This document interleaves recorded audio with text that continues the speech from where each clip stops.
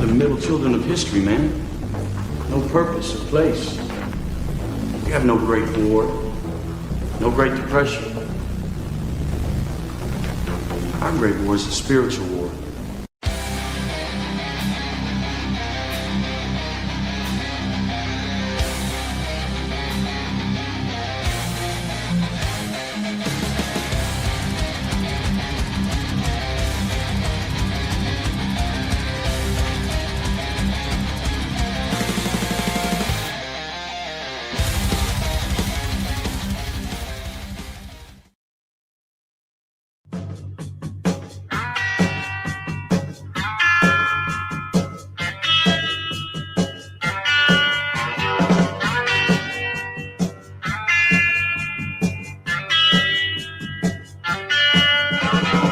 Some folks are born made to wave the flag. Ooh, they're red, white, and blue. And when the band plays hail to the chief, ooh, they point the cannon at you. Now, it ain't me. It ain't me. I ain't no senator song. It ain't me. It ain't me. I ain't no fortune in no. Some folks are born silver spoon in hand. Lord, don't they help themselves? Say what you want about it being right or wrong. The vibes are just immaculate. You know, the nothing ever happens people are on suicide watch at this point. It's a man. It was. I did not expect to wake up Saturday morning to see that we bagged and tagged Maduro. So, my kids have had the worst sleep schedules now since Thanksgiving because there was Thanksgiving, right? So we didn't really have sleep schedules, and then we all got sick, so that they went out the window for that, and then Christmas and then New Year's. So I don't know what time the kids went down on Friday night. All I know is I woke up at like 10 a.m. on Saturday, and oh boy, the world was different. Mm. Yeah, we haven't been sleeping well because the new puppy, and so it's had some rough nights, and so I finally got to sleep. Friday night, probably like 10 o'clock, and then the puppy gets up at like 4:30, and is like howling and whatever. My daughter has to take it out, so I'm up, and I get up and I'll go use the restroom, come back. I'm trying to let my wife still sleep, so I close the door and I take my phone because I'm up now. I might as well stay up. She never goes back to sleep though. It's a losing fight. I'm trying to be courteous and let her go back to sleep, but she never goes back to sleep. She can't either. Once she's up, she's up. But so I started looking at my phone, and it's lit, right? Everybody's saying something. I watched the not Brass Facts. Who's the Focus Trip? I watched his stream forever, and he was delusional by the time he was done because he got home from the gym at 3 a.m. Right. And like 5 minutes after he got home is when it kicked off, and he was on to like 7 a.m. Oh, he had planned to go to bed as soon as he got back, so he was delirious, and it was crazy. And then, so watching what happened, we had video everywhere. Like we had like some of the best video I've ever seen, for a nighttime, right. From civilians. As I'm watching it, like I kind of expect that for an operation in a heavily populated area. But then I was also thinking, I was like, why are we now getting videos of this stuff out? Because we haven't been able to get videos out of Venezuela for a long time. Yeah. Because they shut everything down, they shut off the access, but now we're getting it. So I was like, well, that's cool. And then just watching it all happen, and then finding out like, oh, they got Maduro and they got him out. And I'm like, we into the middle of a country, blew up everything. And then on the way out, we blew up Travis's. Right. Just for giggles. I mean, once again, I'm not going to say that that's like morally right, but damn, it is funny. Look, I had an old colonel when I first went in. I got in 2005, and he had retired probably 20 years earlier, and he came to one of our units and gave us a talk because he did my job when I was in the Marines during Vietnam and such. And so like one of the guys was asked, like, how many people did you kill? He's like, oh, I think I only killed like 2 people. I'm like, you only killed 2 people in Vietnam? He's, yeah, I didn't count all the communists. They're not real people. Right. So like, when did we start thinking like, hey, it's not okay to kill our enemies? That's my big, I don't understand. One, if we went to war, that was the shortest war ever. 3 hours of war. And if that's not proportional, that I don't know what is. The hell was Waco? Well, yeah. Killed more people, lasted Mhm. way longer. You know what I mean? Like, Yep. if you're gonna call Waco a police action, then this was a police action. Yeah. A far more effective action. And I want to get into some of that stuff because everybody's like, well, this is a sovereign nation, and we shouldn't this is against a just war theory. I'm like, bro, this doesn't even apply. This was a, at best, in their mind, in the just war theory critics right now, at best, it was a limited military engagement.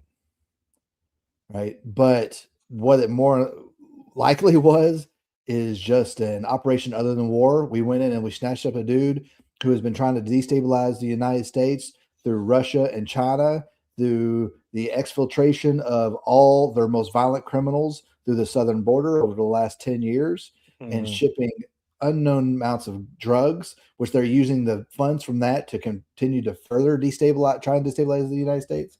Mm-hmm.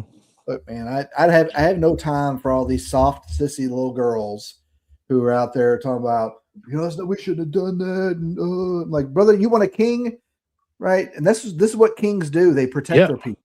Right. Exactly. So, and y'all don't see me get heated.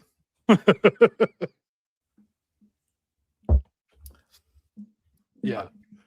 And a lot's gone on. We've got the Tim Walz apparently is not seeking re-election. He should resign, but he should. Not doing that. I don't know. I don't know whether that I know it's like the lieutenant governor worse. Peggy Flanagan. So the protect. That's the shirt. Yeah. Yes. Yeah. Yeah. That's that girl. Yeah. The protect trans kids shirt. That's her. Yeah. Probably is worse. That happened. What else happened this weekend? Found out more about the Minnesota stuff. Found out it's everywhere still. We're finding out even more. What else happened? There was something else. There was something else, wasn't there? Man, what was it? I don't know. It'll come up, I'm sure. But we got a few things. I want to talk about. The Venezuelan op and how it went down. And what this was a giant show of force saying we can get whoever we want whenever we want. And this was a shot across the bow to the Chinese and the Russians. Yeah. Right? Imagine all those poor Russian kids fighting in Ukraine right now when they were supposed to have a limited engagement over 3 days, and we went and did it in 3 hours. Yeah. And they're still fighting over there years later now. Was it 3 years later now? February will be 3 years. No. And they're using all this that more or less this Cold War era technology. Yes. When Russia sold the best, of their technology to places like Venezuela, and had it just absolutely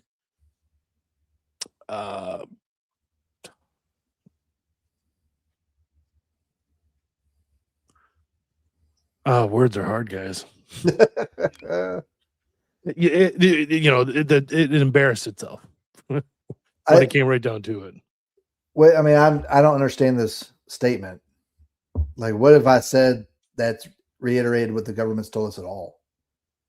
Like, do you think we don't have Tren de Aragua all over the Midwest taking over apartment complexes and threatening people and killing people?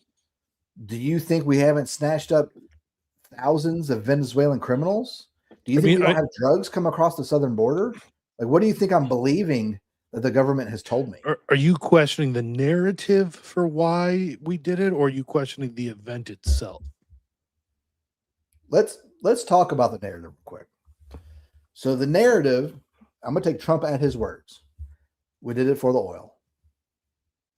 That's the reason we did it. Okay. And a lot of people are thinking, well, that we're just going to make the oil companies even richer so we can get access to oil. No, not necessarily.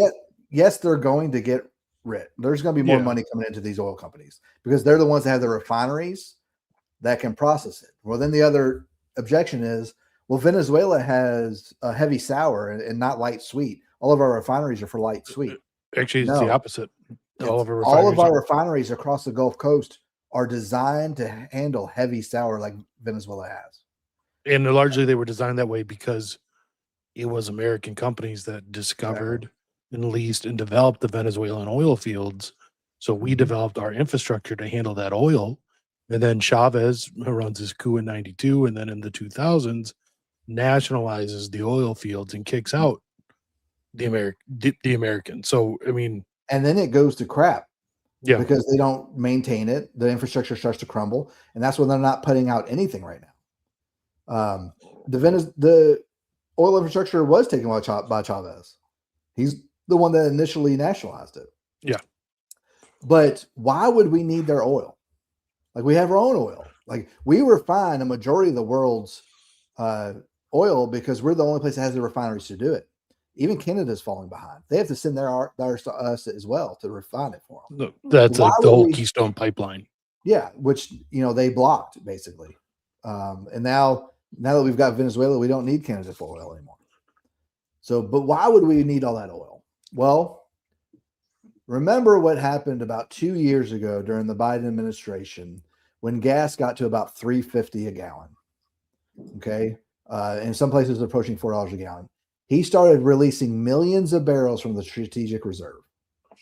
Then we found out he wasn't even releasing it to us. He was selling it to China. Okay. Our strategic reserves are heavily depleted. And even when they are at maximum, they will supply the military, not the country. They will supply the military for a matter of days.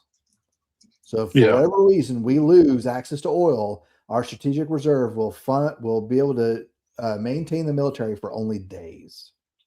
We need much more access to oil because we're trying to be prepared for what we expect to happen. And what we expect to happen is war. Right. So for those of y'all that we've talked about Refuge Medical before, TJ Morris, who runs Refuge Medical, he has a channel called Bear Independent. I highly suggest you go and subscribe to his stuff. Go to Patreon, pay for the $10 a month. It's worth it. But he's been saying the same phrase for the last 7 months: everything, everywhere, all at once. And what that means is when this finally goes down, it's going to be a world war, but it's not going to be the world at war with like two different sides fighting each other. No, it's going to be the elites of every block fighting the other, the elites from every other block. Yeah, it's going to be dozens and dozens of engagements of small civil wars everywhere. Yeah, is what's going to happen. And why do we think that? Because TJ over at Refuge Medical is very tied in with government contracts. And he has been noticing that the government has been buying everything 10 times what they normally buy of everything because they're preparing for war. That's why right now you can buy MREs for super cheap. They're having to get rid of all their old stock and bring in new stock because all the MREs out there now are going to expire in 2026. We expect to be in war by 2027. Those MREs are going to last anymore. Right? That's why it's hard to get medical supplies right now, even for hospitals. The government's buying them all. That's why the Palmetto State Armory's ammunition, their ammunition factory had to shut down because they can't get the materials they need to make it because Lake City's bought everything. Okay, we are preparing for war.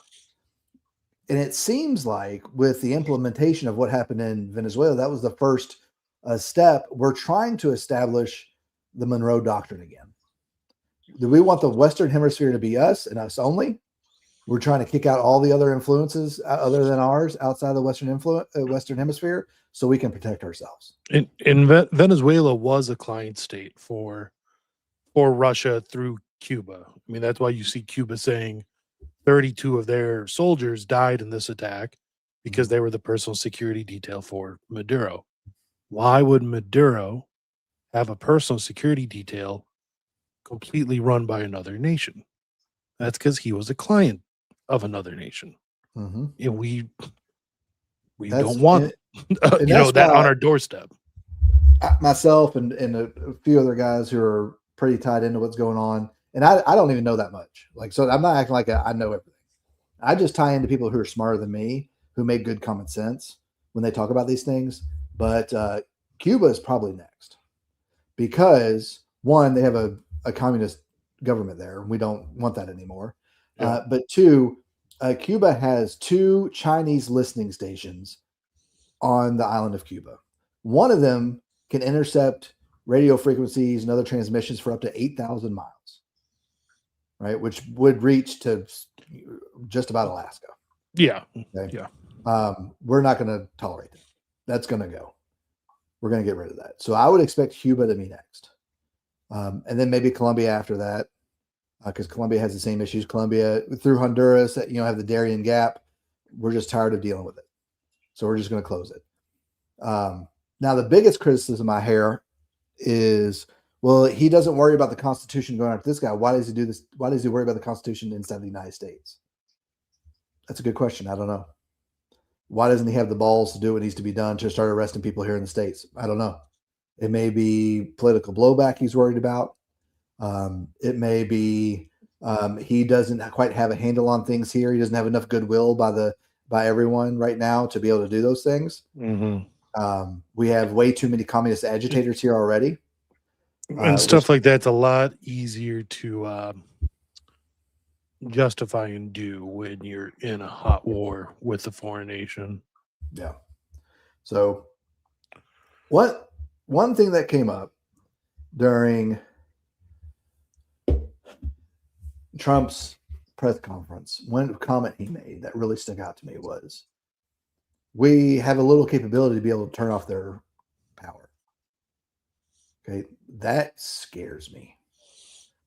Because if we can turn off their power, they can turn off, like the government can turn off our power. All right. And if you watch the videos of the insertion, the attack, and they're taking out all the man pads and the radars and everything, most of Caracas is black. Yep.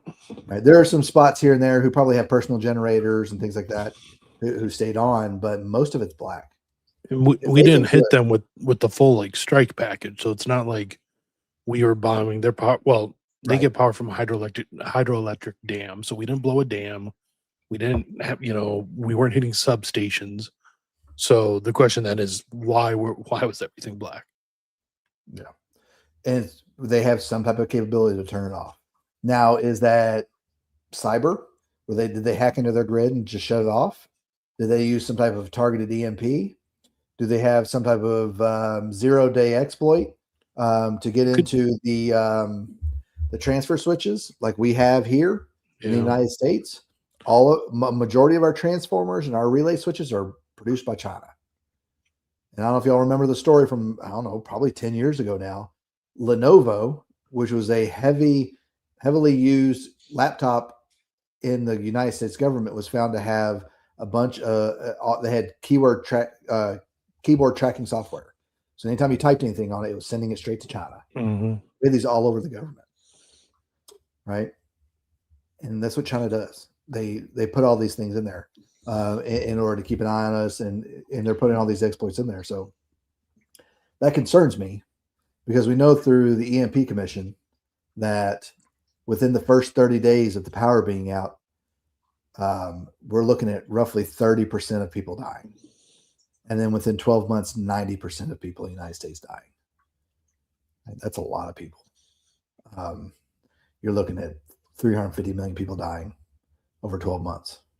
And the best way to take over a country and still have the infrastructure intact so you can use it, because you don't have any natural resources of your own, like China, is just turn off the power for 12 months. And then most everyone will be dead when you come in. You can kill off the remaining 10% if you want to. Probably don't need to. Yeah. So that was my biggest concern from that, is that he's making it very public that we have that capability, which means he's not going to be scared to use it again. So, And it could even be who knows, it could even be somewhat a bluff in that we had a human asset there to do it, and now he wants people to think we have the ability, but I don't doubt that we have that ability throughout much of the world. Do you see this story about Germany, 50,000 people without power? A little bit. I haven't really looked into it much. Germany, the German government is stating that it was German Antifa that sabotaged a substation of some sort, I think. And they're having to bring in the military to fix it. I guess they're getting harassed and attacked or whatever. I don't know. But the same thing happened in North Carolina a couple of years ago. They took some shots at a substation. All it took was a couple of 30-06 rounds to a substation, and the power was out for like 12,000 people. Mm-hmm. So they replace it. Now, it would not be hard to just have a handful of people in a city just go around shooting transformers, because all a transformer has in it is oil. There's an 18-month backlog to get transformers. So if you have one go out, it's probably going to take 18 months to replace that. Now, they have some in stock to replace ones that go out from storms and stuff. But once those are gone, you're looking at 18 months. That's a long time to be waiting for power. There was an old man in our area who liked to feed the birds. Mm-hmm. And he would throw food scraps for some reason around a substation that was adjacent to his property to feed the birds. He didn't want the birds on his property, so he threw all the food scraps around the substation. And so many ravens were landing and frying themselves on this substation that it would knock the substation out. And like the cops had to come and tell him if he continued to do it, he would be arrested. But that's how easy it is to knock out a substation. I saw a video the other day of a dad and his son hunting deer. And he shot the deer. When he shot the deer, it went through the deer and hit a power pole and hit the line on the power pole and blew all the power out. Crazy. Yeah. So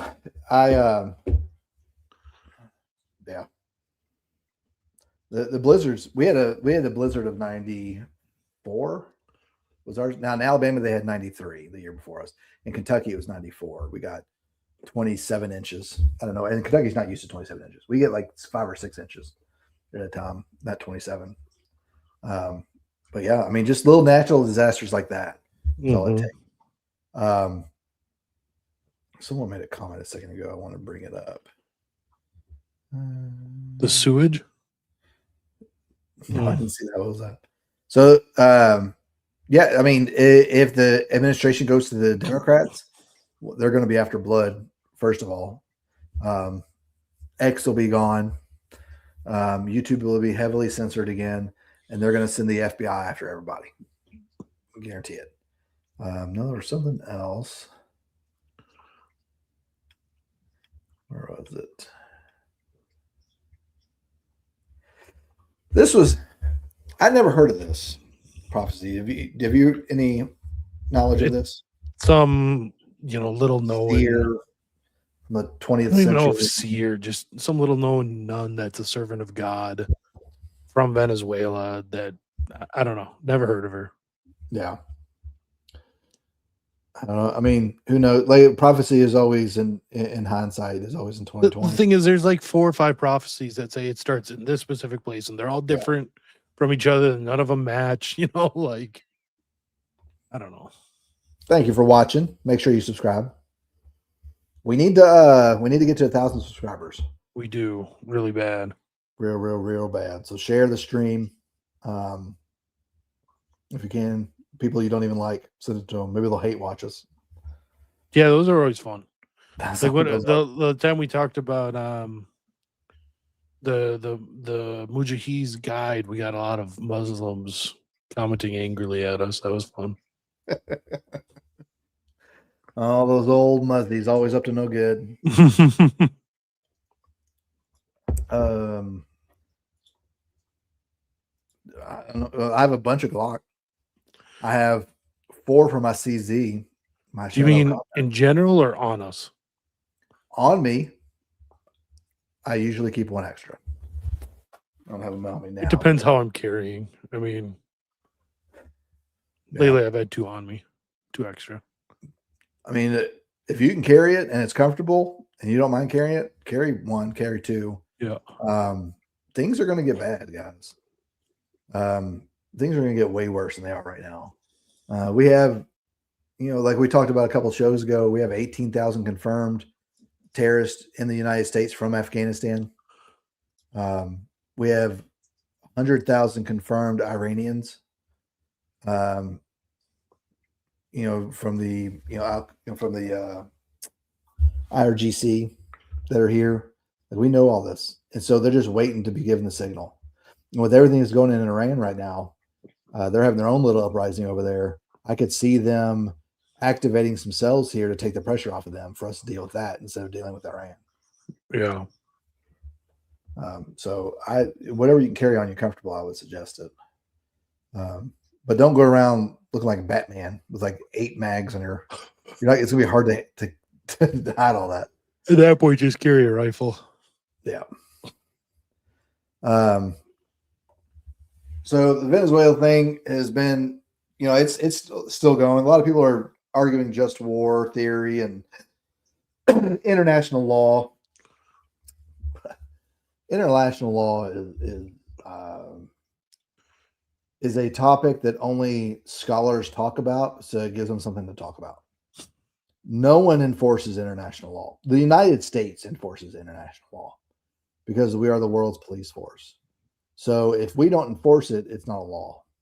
And that's just the way it goes. When you're the biggest kid on the block, that's how things go. But there's no such thing as international law. I can't break a law here in the United States from Germany. Like, they have no jurisdiction over me whatsoever. Right. So when I was getting requests from Twitter back in the day that did something and Germany wanted me to take it down, It's like, I told them no. to go pound sand. Like, I'm not taking it down. We can send me a strongly worded letter. I'm not worried about you. So this idea of an international law is ridiculous. Laws are only as effective as they're able to be enforced. And they're only able to be enforced through violence. That's how laws are enforced, or the threat of violence, right? So, for example, you don't pay your taxes, what happens? Well, they threaten you with jail, right? What if you don't go to jail? What if you don't go to jail? They're going to send the police after you with guns, right? Eventually, force and violence enters the equation, right? You get a speeding ticket. You don't pay it. Well, they send out a warrant for your arrest. Well, what if you don't ever come in and turn yourself in and take it? Well, they send police to your house with guns. Right. This was the same thing with Maduro. We got tired of him and his shenanigans, and we sent our police force after him and snatched him up. I thought Khomeini was next. I thought Khomeini was going down last night. I thought it was a very possible. We have a lot of aircraft over in Europe right now. Yeah. A lot of aircraft. So they're prepared for something. I wouldn't say might makes right. But it seems to be the law that everyone forgets when it comes to secular humanists. They only care about might. Mm-hmm. They don't care about the morality. There's nothing holding them back from being evil other than someone bigger keeping them from doing it. If Antifa could go out and kill everybody that voted for Trump, they would. But they're worried about the people that voted for Trump having guns. It's the only thing keeping them in the back. So isn't international law basically the body of international treaties? And yes, that is correct. The issue is that in international relations, there's 2 main schools of thought. There's a few more, but there's 2 big ones. There's realism. In these terms, when dealing with international theory, like relation in theory, are different than when they're used other places. So there's realism and there's liberalism. We've been, since World War I, probably, and definitely since World War II, world has been operating under liberalism in the international order. And what that means is that you have these international institutions and not, NGOs and all these organizations that are there to enforce, things like international law and treaties and relations between nations and things like that. And this weekend, we saw that die Yep. hardcore.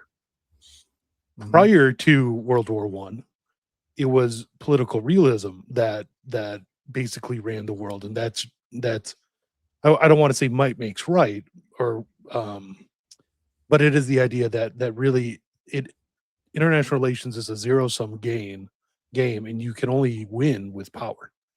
So it's a balance of power, negotiations between self-interested actors, being nation states, that then enforces international rules and laws and treaties and things like that. So, like prior to World War One, you had the Concert of Europe, which came out of the Napoleonic Wars, which was negotiations between the European great powers that basically managed global affairs for 100 years. And yeah, it broke down in World War One, but we've seen the liberal order that started with the League of Nations and the UN break down much faster, much quicker, and I think we see that the idea of liberalism on the international stage is a failure, and that really and even then, that liberal notion was only ever enforced through the unipolar might of the United States. So in the end, even that was a realist in a sense.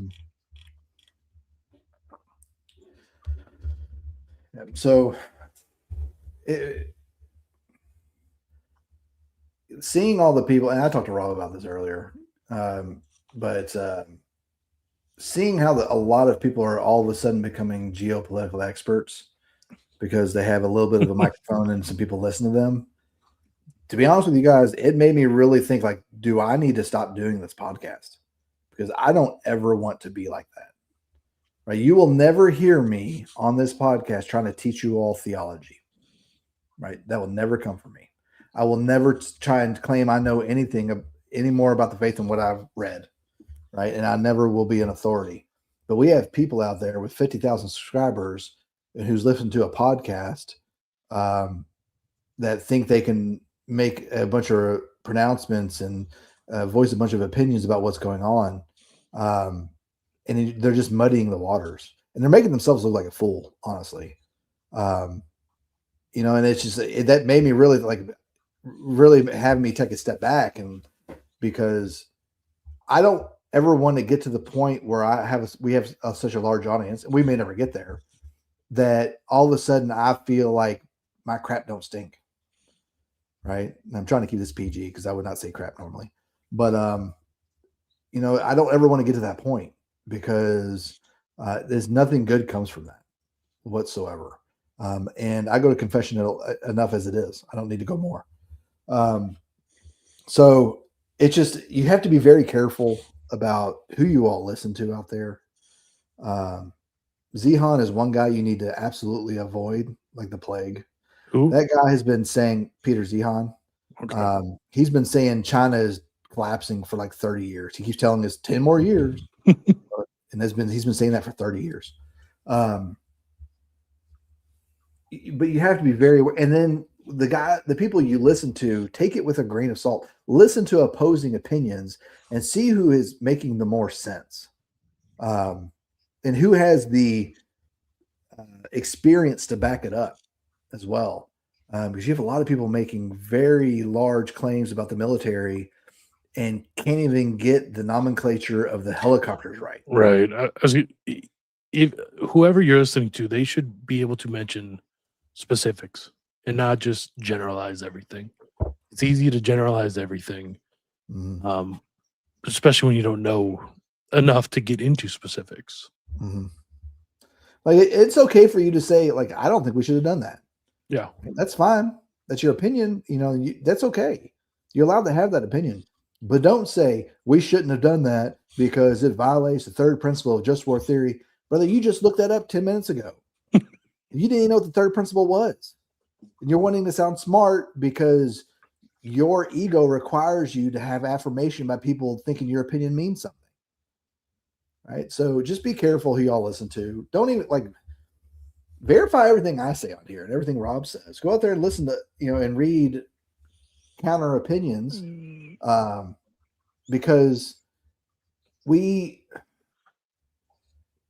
if we get into the point where we are in such a bubble where we aren't effectively doing any type of introspection, we're going to fail ourselves. Right? When I do firearms courses and I teach firearms courses, the first thing I tell everybody is, I'm going to teach you a way. This is not the way.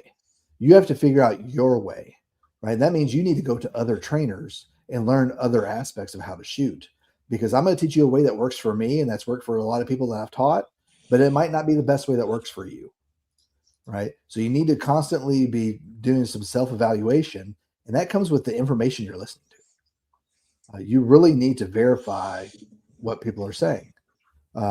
So I just, that irked me more seeing that stuff this weekend. All of a sudden we have Catholic influencers acting like they know anything about what happened with Maduro. Like, if you want to argue about just war theory, go for it. I don't care.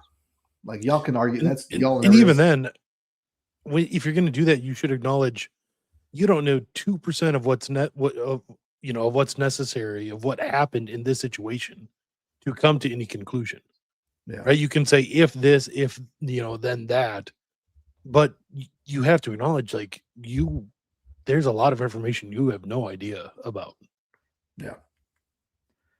So, I mean, even if we just went through the principles of just war theory, right? See if we can find any that we can debunk, right? Like, one, it has to be done by legitimate authority. The president's as legitimate as it gets. Mm-hmm. Is there a just cause? Okay. Was there a just cause to go get Maduro, who is constantly trying to sabotage the United States? I would say there is.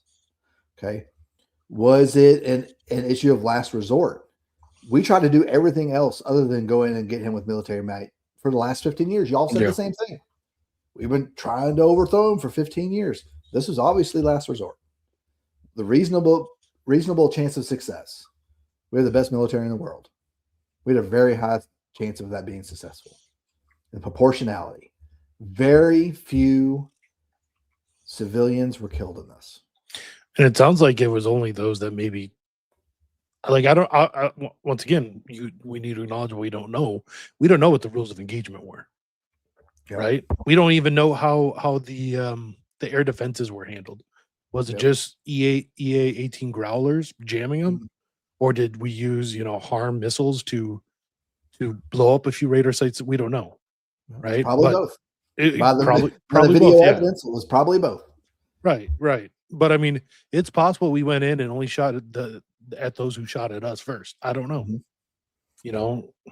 Yeah, I mean, but supposedly we had no one KIA on our side. We had a couple of casualties who were expected to recover. But we killed supposedly 32 Cuban guards of Maduro. I think other sources are saying 80 to 100 so far. Reported deaths. Those numbers up. Let's go. Let's get 1,000. I'm not above exaggerating that stuff. Let's do it. The elite Cuban military guard of Maduro, like the Visigoths with the Roman emperor. But I don't know. I know that kind of got on my soapbox there for a second. It's just, y'all won't ever hear me talk about stuff I don't know about. I'll ask questions, right, about things I don't know about, right, and I'll pontificate about certain aspects of things I don't know about, but if I know a little bit about it. But I will never tell you with absolute certainty that this is how this is. Yeah. Right. And if you're unwilling to listen to someone else, which a lot of guys are, they're telling us how this was, this was not a proper just war to execute, and they're not willing to listen to anyone else, and they're just talking past each other the whole time. What's the point, man? Like, why are you just trying to get more subscribers? Like, why are we doing this? Are you wanting to highlight yourself some more so people will subscribe to your Patreon? Like, why are we doing this? We've already been at each other's throats since Charlie Kirk anyway, and now you're making it even worse. Why? What is the point? All right. So, all right, I'm gonna get off my horse on that. Other than that, the Venezuela thing, anything else that y'all noticed that y'all maybe I haven't brought up? I mean, that 2-hour mission did completely kill the Russian and Chinese military export industry. Yep. Yep. I don't think anyone's going to be looking to buy any Russian air defense or Chinese radars anytime soon after that. And on top of that, over the last few months, Panama, I don't know why I just drew that out. Panama. Panama. Panama. Panama has removed themselves from the Belt and Road Initiative. Good. China. They removed all their contracts with Chinese for a few reasons. One, from our influence is the biggest one. But two, it's because they're not abiding by their end of the agreement at all. China isn't. Like, everything's coming in late if it comes in at all. So that's one big reason. As well as Colombia is removing all of its contracts with China as well. Right. So this is lining up, guys. This is to be able to protect the North and South America. We have to remove all the capability from foreign agitators to be able to affect us. And that means doing things like what we did in Venezuela. That's the best way for us to protect ourselves. No. Nope. We're doing this one. Okay. Nukes aren't real. They're not real. If they're not real, why do they seem to have such a large impact on foreign affairs? It's a ruse. That They're just like, hey, it's a ruse this whole time. Nukes aren't real. Okay, here's the thing. The biggest proponent, or the biggest reason why you might be correct there. I'm not going to say you are. I don't believe you are. I'm listening. But if you what? I'm listening. The biggest reason why you might be is the claim by India and Pakistan that they both have nukes. Give me a break. Look, seriously, they might have poop nukes. Right? But logically speaking, with the fall of the Soviet Union, there are dozens of nukes that went missing. Yeah, for real. Okay. Mostly out of Ukraine, actually. A terrorist organization has some. Yeah. It's a certainty, right? Do you think that they wouldn't have used them by now? Oh, it depends who has them. I don't think it depends at all.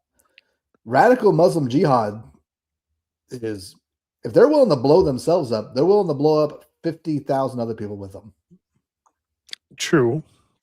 Yeah. It's very possible we stop something like that.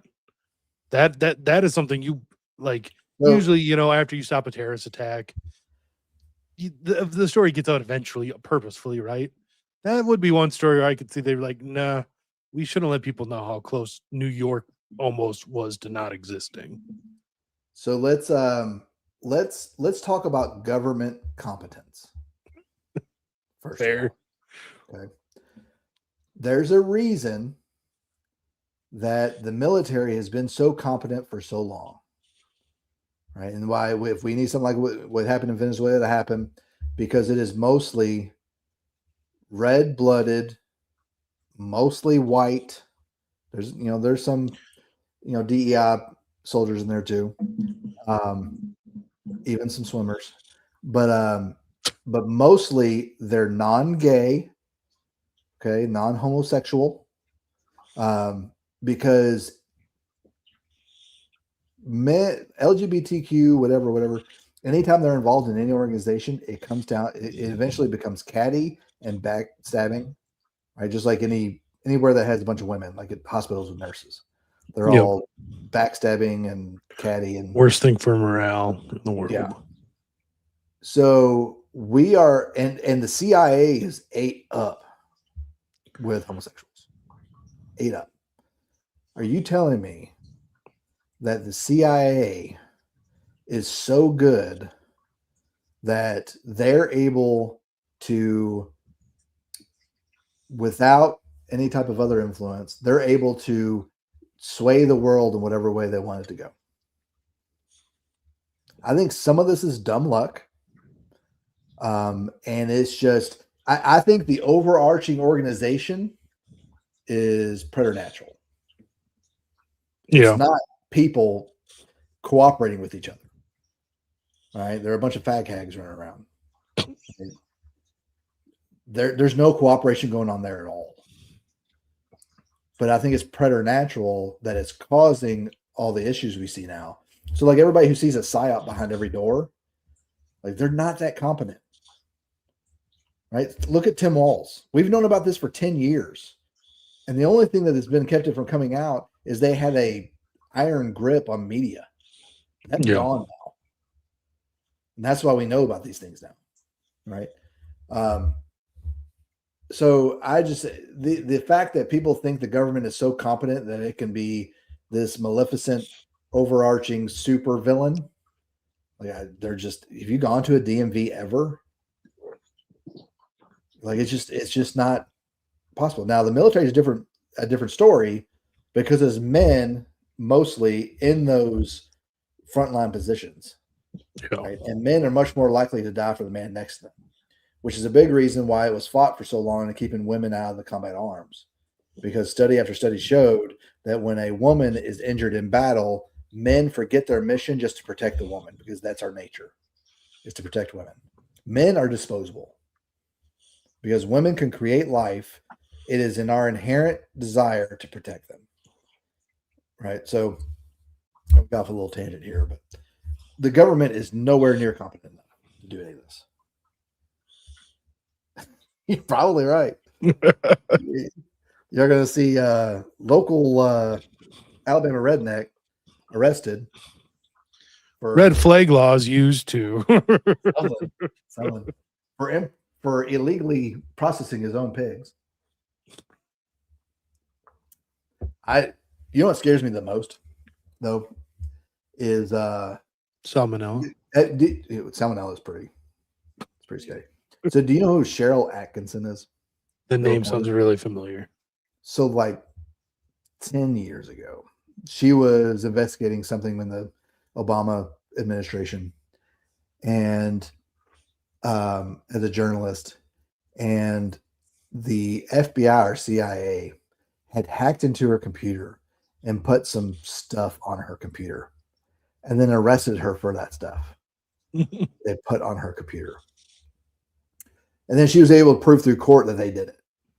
Right. And so she got out of it, whatever. That scares me to death. That they put like some, like, it's like, look, I'm in the Marines, right? And I got a bunch of friends who we send our group chat is pretty spicy, right? And like I got some pretty racist white people against white people stuff on there too, right? Because racism against white people is hilarious because a lot of it's true, right? But I've got some stuff, but I'm scared that they're going to put some other stuff on there, and then they're going to send me to jail, and then like jail justice is going to happen, right? That's what scares me because they can do it. It almost makes me want to be a Luddite. Just go Amish. They're so trad. There's dads that don't ever play with their kids. It's so funny to me that he's like, all of a sudden, I don't like the cold weather anymore. I'm moving to Texas. Well, it definitely has nothing to do with the fact that it's winter all of a sudden. And then someone called him out. They're like, hey, aren't you the guy who keeps it at 47 degrees in your house because you don't want to work? You'd rather be a itinerant writer than actually do anything productive. Man, he's hilarious. It's young guys who talk like they've seen anything in their life and try to project their opinions towards everyone who will listen. And to be fair, to me, that is basically the definition of a young guy. Yeah, pretty much. But now we've given them microphones and an audience, right? Before it was like you're at the gym or you're like at the local bar, and everybody's like, "Oh, there's an idiot down there talking about like he doesn't put his heat up past 55. His baby's freezing to death," you know. But now we give him an audience, millions, right? He thinks he knows something. We have some Amish furniture at our house. I like the Amish. Yeah, all the time. So at I'm involved with our local fraternities chapter. And it's nothing but Gen Zs. What's after Gen Z? Alpha. Is it Alpha? What year did Alpha start? I know the next generation after that just started. So Alpha must have started. I don't know. I don't know. Let me look. Okay. I mean, Gen Alpha like how young is the started youngest? about Gen- 2010.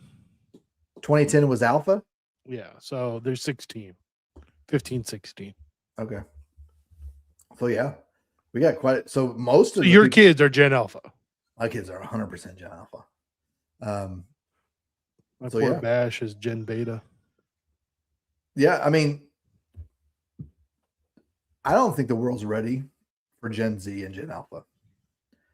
I don't think the world understands just how jaded they are about the world. Their care meter is at a 0. Started at a 0. Yeah, and if it could go negative, it would. Mhm. And I just think, for all these people who are, changed their life because someone called them racist or a bigot, right? All of a sudden, they change everything about their life so they'll never be called those mean words again. Gen Alpha and Gen Z do not care. They will change their lives just to make sure they are called that word.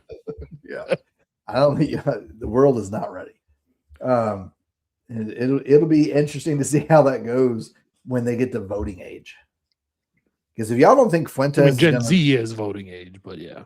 If y'all don't think Fuentes is going to have some type of elected office here in the next 5-10 years, y'all are crazy. Like he could run for president by 2032, and he'd have a good chance of pulling in at least 40% of the vote. At least. How old is he now? 20. He's like late mid-20s.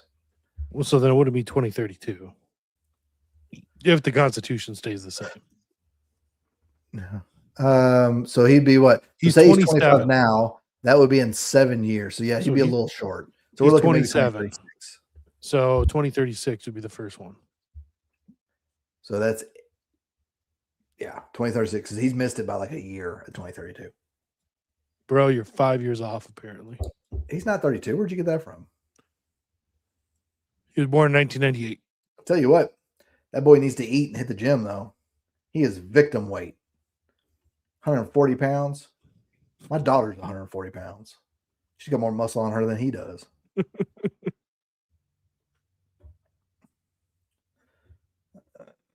Yeah. It's refreshing to talk to Gen Z right now.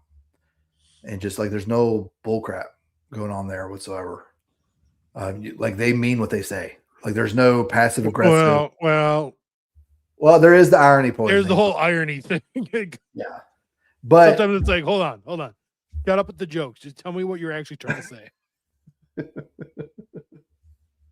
But most of the time, they're going to tell you what they actually think. Yeah. But yeah. Let's see. What else do we want to go over? Let's go over this Wardall tweet. So that's not the one you sent me, right? That is not. Let me. I mean, I'll just pull up his tweet. Yeah. So it's the one about Luther. So if y'all don't know who Wardall is a company out of Canada that sells a lot of shooting gear. Basically, they have some really cool T-shirts and stickers. They're the ones that have the Reconquista sticker that people have on website stocks. They have one that says Crusade, and I would say he's one of the good Protestants, right? If I didn't know he was Protestant from like him saying that, yeah, I could very easily think he was a pretty at least Orthodox Catholic, or at least Orthodox, right? He's even better than most Orthodox, to be honest. Yeah. So he puts out this. Let me pull it up here. And the Novus Ordo uses the wrong psalm numberings. Yeah, so they use the Masoretic. Yeah, because if I wanted an authority on the Christian scriptures, I would go to a book that was written 125 years or put together 125 years after Christ. Right. I would definitely go right to the Pharisees to get the proper numbering of Christian, Exactly what I Christian did. scripture.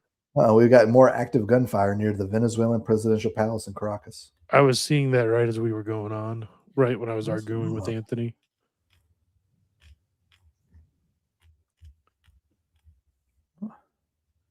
Yeah, there's some more With stuff with going on. since we're kind of back to Venezuela, I would just say, like, with everything up to this point, if this is to be where it would stop, I don't have much of a problem with it. I don't either. I'm not gonna declare it was all morally right, because like we've said, we don't know enough to make some sort of declarations about that. But I don't have Mhm. much of a problem with it. But if we send, troops in to try to get a democratically elected government, we're there for 20 years, I'm not okay with that. But once again, Venezuela is not Afghanistan either. Yeah. Apparently, they think this is a coup against that interim president, Delcy Rodriguez. Wasn't he just the vice president? I don't know. I don't know. I thought it was going to be that Machado woman that won the. The one that Trump's pissed at because she didn't give him the Yeah. Nobel Prize. Yeah. I thought it was going to be her, but apparently not. I don't know. I mean, I see a bunch of videos of military columns driving everywhere, and looks like some anti-aircraft fire going on. So who knows? All right, let's pull up this Word all. All right, I'm not going to read the whole thing because y'all don't like me enough to hear my voice that long. But basically, the premise is, I'm going to start it out. Was Luther actually the bad guy in Christian history? I was raised Protestant, and he was presented to me as a reformer of the church and a force for ultimate good. But as I take a critical look at history, it's clear that he was a sole cause of the fracturing of the Christian church. What was for 1,500 years a unified and strong body of Christ became a broken church that battled not against the enemies of Christ, but against itself. The 30 Years' War saw 8 million soldiers and civilians killed from the war itself or the aftermath thereof, with some parts of Germany losing over half their population. What people don't realize, the 30 Years' War, as a percentage of people, as a percentage of Europe killed in it, was worse than World War II. Mm. Yeah. Even the historic orders, such as the Hollers, broke apart into distinct Catholic and Protestant factions. The Knights did too. Divided not by Saracen foes, but the very church they sought to defend. Protestants and the Catholics waged war against each other in Ireland and countless other nations. I wouldn't say countless other nations. I would say half a dozen other nations. Yeah. Um, It depends and, if you want to count each little German elector state separately or not. But yeah, I would count Germany as one, honestly, Yeah. because that's what we know it as now. Because that was a culture. It wasn't, anyway. And the chasm between the two Christian factions exists to this day. Was Luther's 95 Theses on an earnest addressing of some fatal ideological flaws that needed to be rectified within the church? Certainly, an argument could be made that the church refusal to reform left no other choice but to create a parallel institution. Coming from a Protestant, that's a step back than what most Protestants would say. oh yeah, Right. So, but it's not true. You should never schism from the church because you disagree. Right. and I don't know if he gets into it later or gets into it at all, but that part seems to miss the fact that, like, the church actually was reforming. Like the Spanish Reformation started in the late 1400s, 30 years before Luther, things like that. So and he does get into a little bit. I'm reminded of the Satanic French Revolution. He calls it properly there. Whose criticisms of the monarchy were warranted, but whose solution was to abolish the entire system. Certainly, the similarities between these two historical events make me wonder if Luther threw the baby of a unified Christendom out with the bathwater, so to speak. I mean, Luther just succumbed to his sins, and he was given a lot of money and power behind himself to then force it on everyone else. Yeah. And he had a lot of greed by the Germanic princes and such who wanted land and monasteries to themselves. So he goes on and then makes an example of how even King David, right, subjected himself to Saul, even though Saul was no longer the rightful king, and he had every chance to kill Saul, right? And when you're reading this, that gets into the comments. There's one guy, Mike Belcher, who's like a state congressman out of New Hampshire, I think, and he just he's not a fan apparently. He says retarded take and aligned with critical theory. And Wardall just responds with incredible rebuttal. Thank you, Mike Belcher. But like there's one comment I want to read. Where was it? Where is it? Maybe it's up here with the Mike Belcher one, but he makes a comment to somebody. Maybe this is it. Might have been off of mine.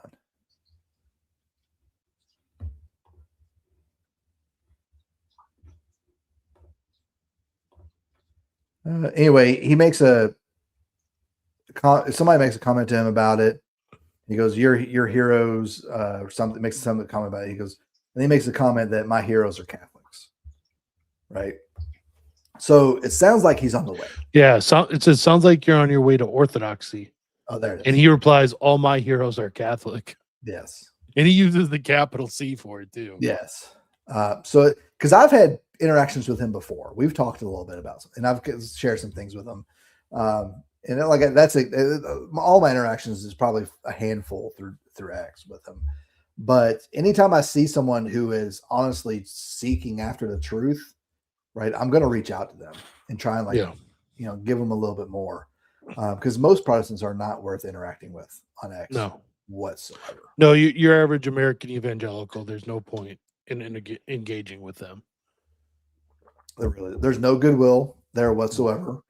And to be honest with you, they're too ignorant and too unwilling to look past their own prejudices to even entertain what you're saying. So I just don't like, and it's funny because now my wife's occasionally getting into it with some people on Facebook because she still has Facebook like a boomer, but she does it, and she'll get into it with people on Facebook. I'm like, why are you arguing with these people? They're not listening to you. They just want to have a win against somebody on social. They don't care what your point is. Right. Just don't waste your time because you're going to get all worked up for no reason for someone who doesn't even want to listen to you. But guys like him, because I remember when Christian Wagner wasn't Catholic. See, I don't remember that. I didn't know he existed. Anglican. Like he hated Catholics. And then like a week later, he's become a Catholic. Like he went from like putting on a tirade, like a thread of like 30 tweets to how he'll never be Catholic. The Anglican Church is a real church. To a week later, all of a sudden he's Catholic. Right. So I'm not questioning his conversion, but anyone who is seeking after the truth, honestly, I'm going to have a conversation with, especially someone who's in this space, right? Who's in I don't forget. I'm like an elephant all the time. It's almost like I'm a woman, but every chance he gets, he cooks Wagner. Every single chance. There's nobody getting cooked here. There's a light saute. Okay. But especially someone in this space, right? Could you imagine in this space if someone like Clay Martin became Catholic? Or like the John influence Lovell. it would have on the gun tube would be immense. Now, if Lucas Botkin became Catholic, that'd be a little weird, right? He'd probably go to an ordinariate. The skinny jeans, 100%. Yeah, absolutely. But we should always, because that's how nations were converted, was the king became Catholic, and then through his influence, everyone else became Catholic. Right? Rarely was it bucked at all. Only Mike Jones would stay married.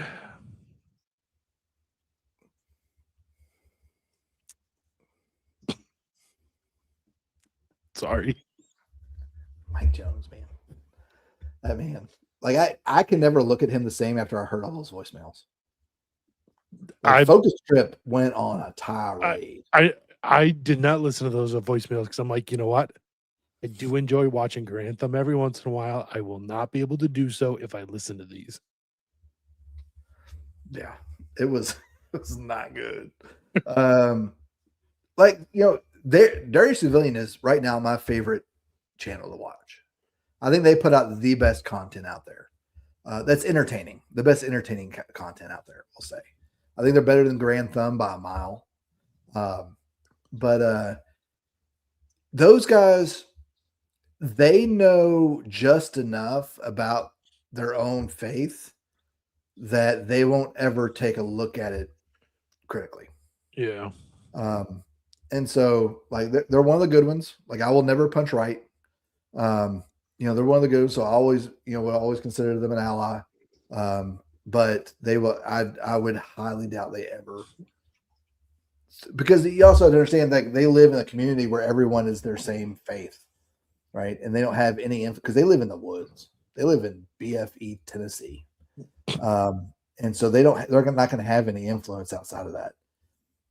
Now, that's not to mean that they can't go down the rabbit hole on the internet one day, right? And then like start to search for it. And they've got the capability of going within an hour to go to some places, but I would not ever expect them to do that.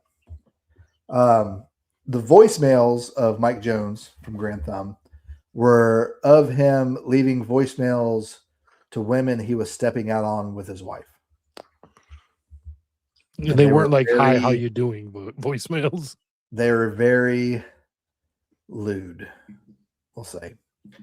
He wanted to impregnate a lot of women. They were actually quite similar to the Voice of Reason cookie voicemails. Yes. Very, very similar voicemails. And just to put it out there, Voice of Reason has a very punchable face. Yes. And when you say you won't punch right, there are exceptions. Well, I'd be punching gay at that point. But bro, you can't show your nipples that much and not be gay. It's like constantly cold wherever he's recording. But he's got like the build of like a starving African child almost. You know what I mean? Like his torso is like weirdly small but yet extruding at the same time. I don't know why I think that, but that and his head's way too big for his body. Yeah, exactly. It looks like one of those bobbleheads on your dashboard.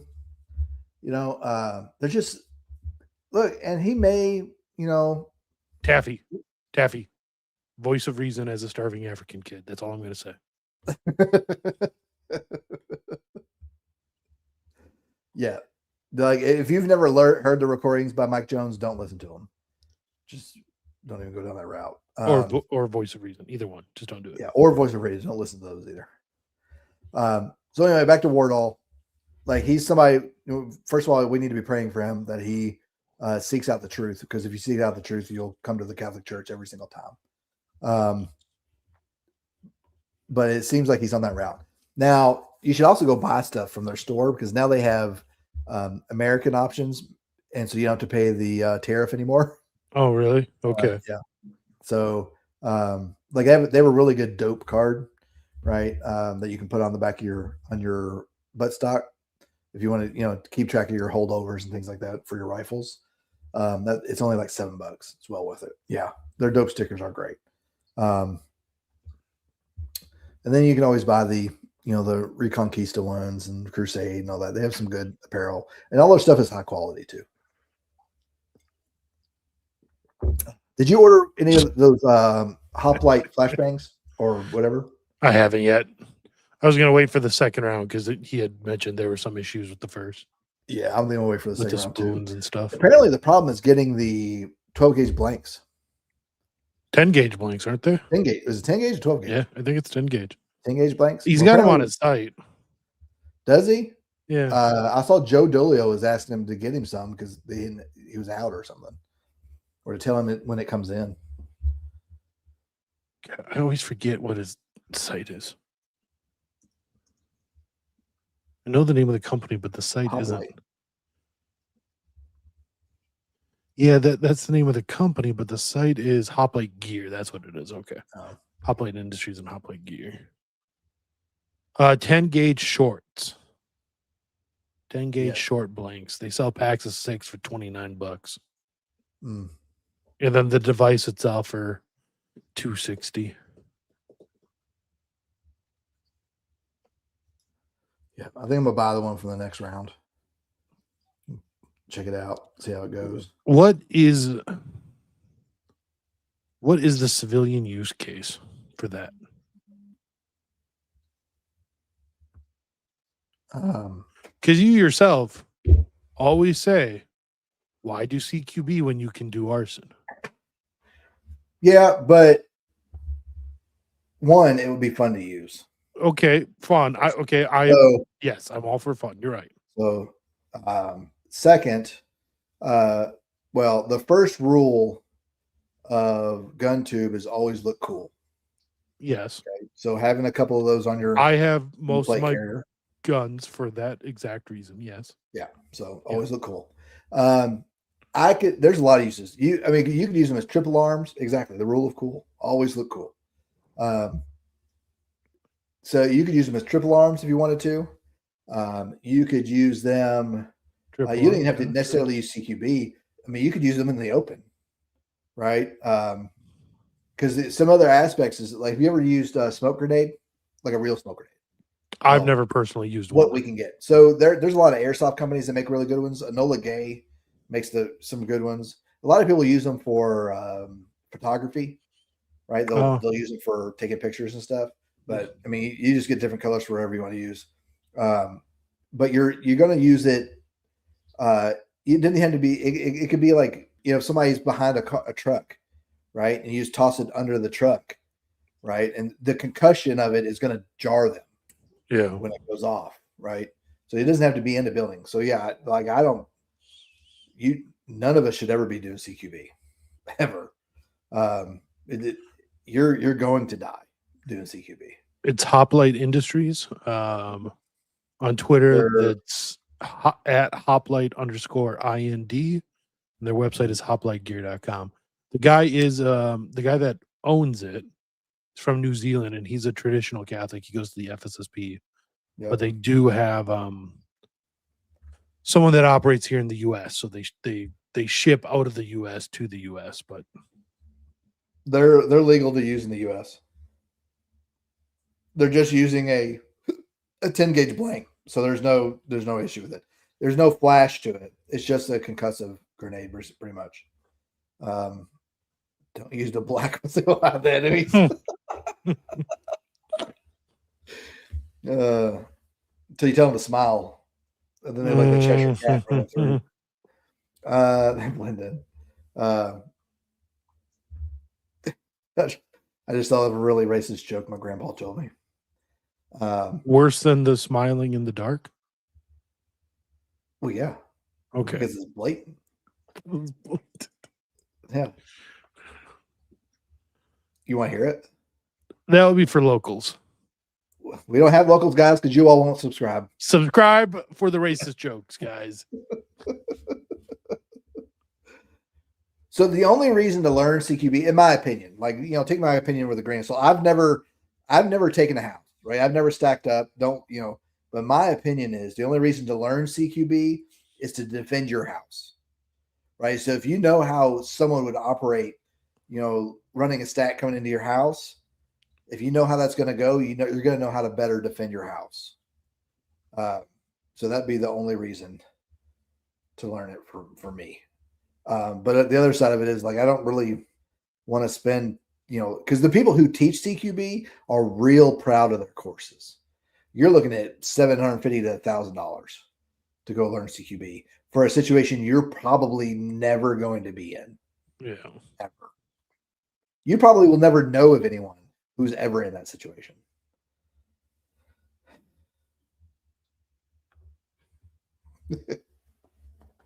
I bet you do. You're trying to get the white man thrown off YouTube.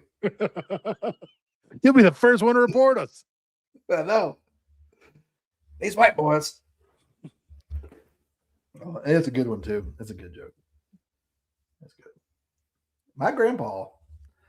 My grandpa served in World War II. He was the Iwo Jima, and he's like your typical German in Kentucky. And I dated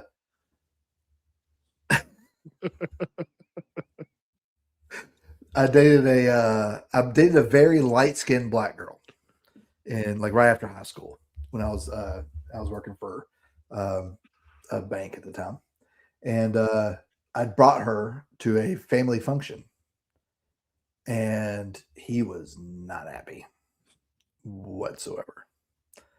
He was not approving, and she doesn't look black.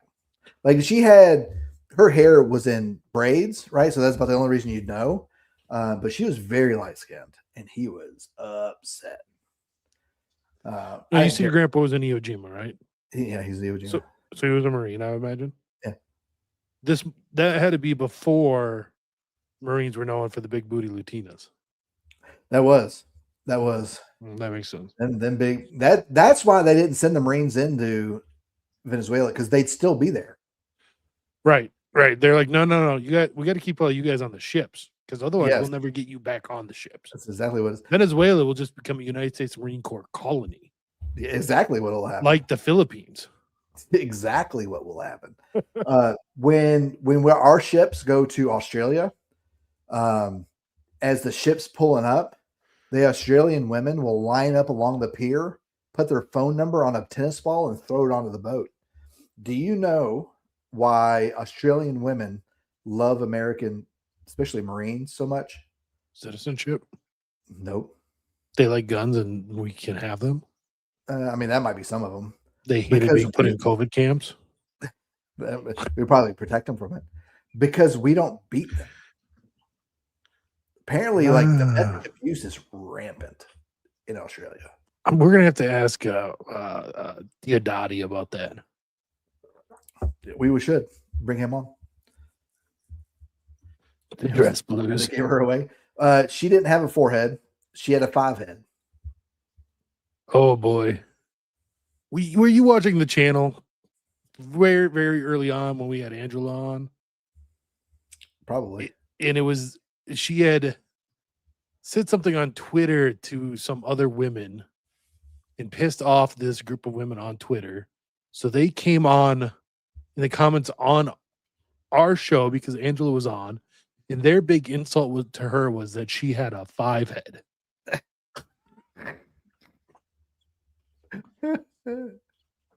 It's such a sneaky insult, because it takes a minute for most people to figure out what it means. Because I've seen some 6-heads, to be honest with you, some predators running around. But it's what we used to call a velvet dagger in the Marine Corps. You insult somebody by complimenting them. Yeah, it was the catty CIA bishops. That's exactly who it was. In our comments. Them fag hags out there.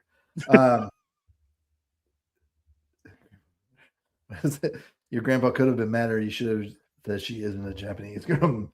He was no. So a lot of guys came back from Japan with Japanese women. Not my grandfather. He was protecting the bloodline. We'll say they either came back with Japanese women, or they came back and still call them nips to this day. Yeah, I remember the day I wasn't allowed. Probably, I wasn't allowed to use the term flip chart in the Marines anymore because that's a derogatory term for Filipinos. A flip. Is it? Yeah.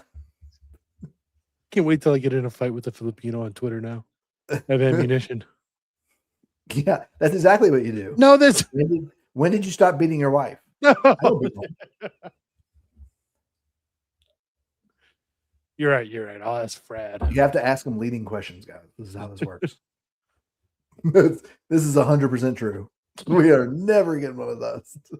Can't use derogatory terms in the Marines.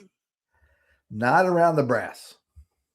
Like staff sergeants and higher. In fact, actually, staff sergeants you could, as long as there's nobody else higher rank around them to hear it. But any majors or anybody, because once you get to light colonel, lieutenant colonel, you're really on a career track to try and get to general, right? Like at least brigadier. So you're very career minded. So you become gay. So that's you really have to be aware of your audience. The brass, they're always gay, man. Always gay. Frad's wife isn't sick. She just has PTSD.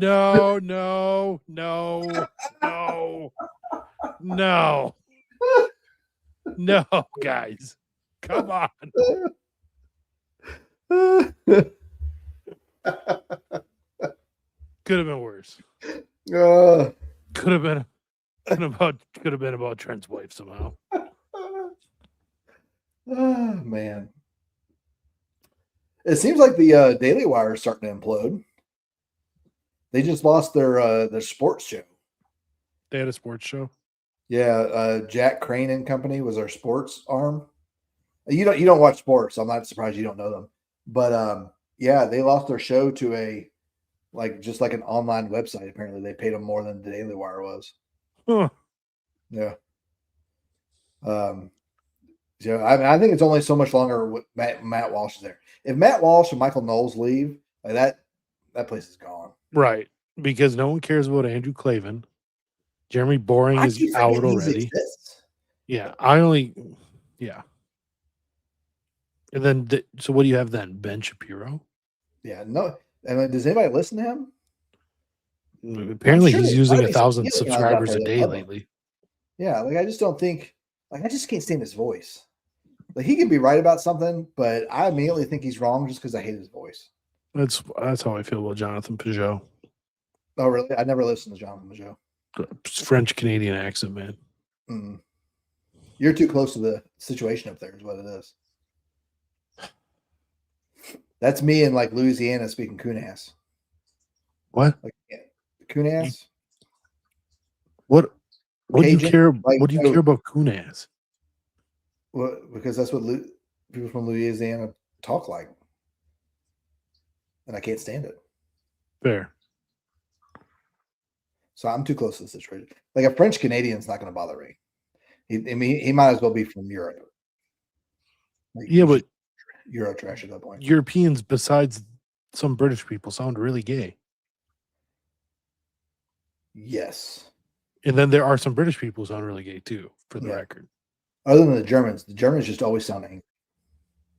Like Japanese people. Japanese people always sound angry. Especially when talking in English. I like the way that was it Alan Harrelson, whatever his name is. I like the way he talks. I don't like him. Not anymore. I used to, but I'm just starting to think the way he talks is like a voice of reason acting thing. No. You don't think so? Nah, I don't think so. See, yeah, exactly. Sounds like a bit. I mean, it is a little heavy. I will say that. I don't think it's a bit, but he might embellish it a little bit. But he's another guy. He's been Catholic for what, 2 years? Yeah. Like he knows everything about Catholicism. You cannot question him whatsoever.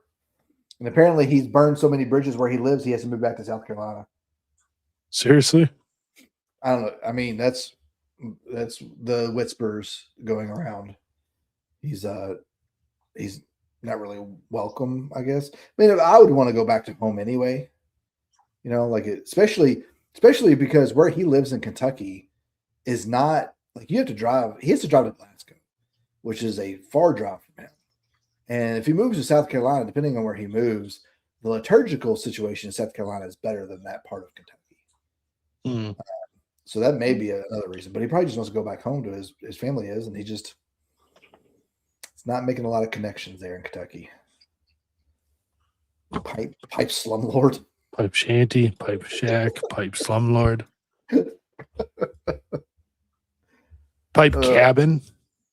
Pipe cabin. Pipe lake home. Pipe hovel. Pipe hobbit hole.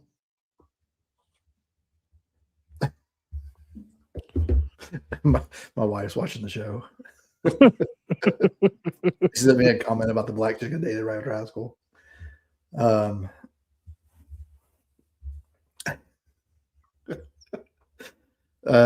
let's see. What are you chuckling at? It's just, it's funny. It's just like I've been married to my wife for 17 years, and I still have things she doesn't know about me. Because it just doesn't come up. Like why would I talk to her about old girlfriends? Right? Like that's dumb. You definitely shouldn't. No, 100%. No, don't do big guys.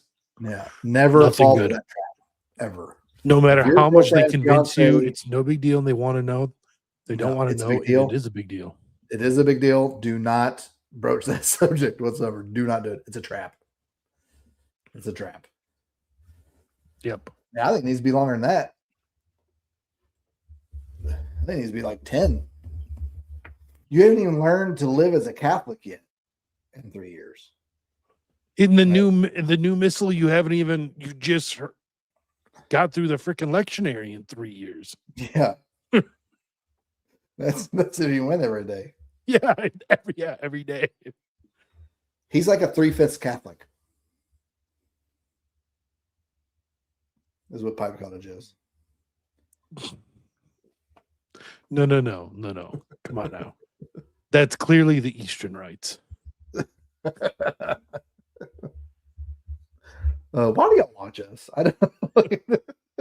For the record, most of people don't, according to our analytics. Well, There are 22 people right now on YouTube. Look, and I love every single one of you 22 people. Thank you for listening to my rants. Appreciate that. Makes me feel loved. Only 49,780 more. I'm going to start talking about things I know nothing about.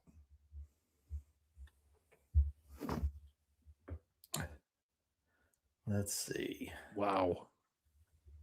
What? You. Oh. Took me a second. Did you did you get any new guns for Christmas? I haven't taken any into my possession, but there's one on special order for me. What'd you get? SP5K.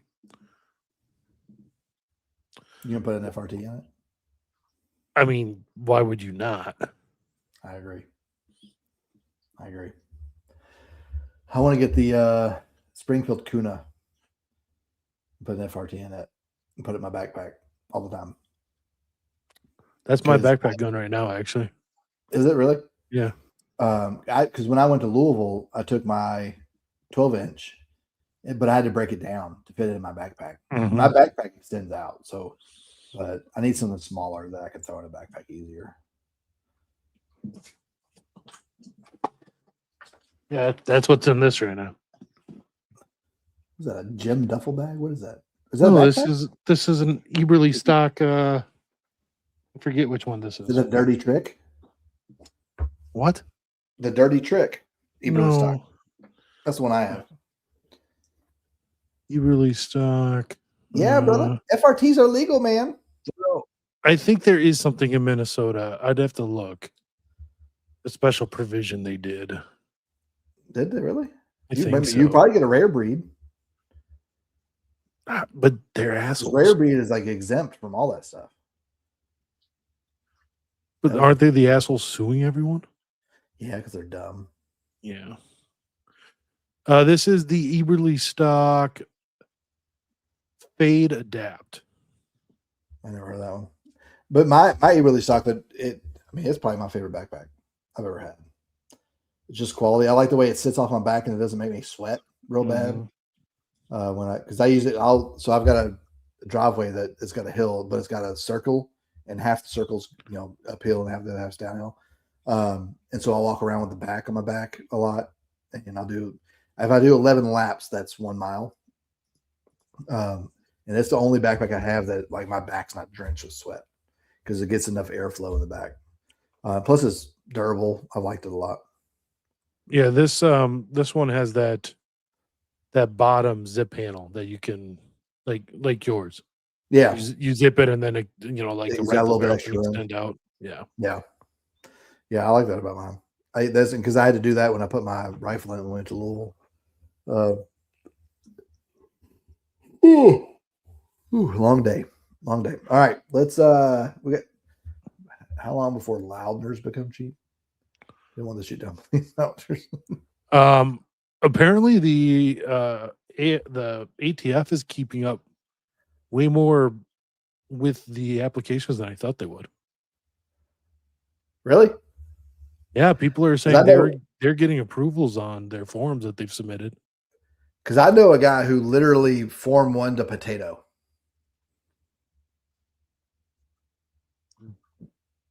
That's awesome. So, like, I know guys who, like, I know a guy who is 3D printing suppressors and Form 1ing them all.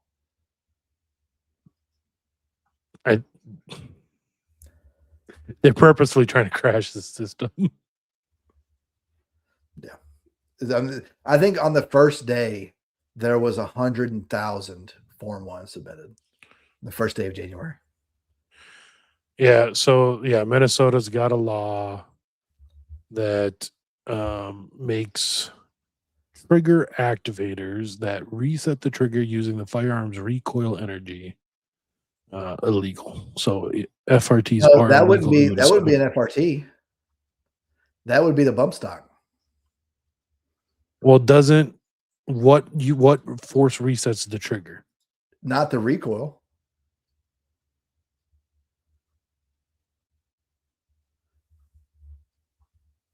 So it says it covers removable devices that increase the rate at which the trigger can be pulled to machine gun levels.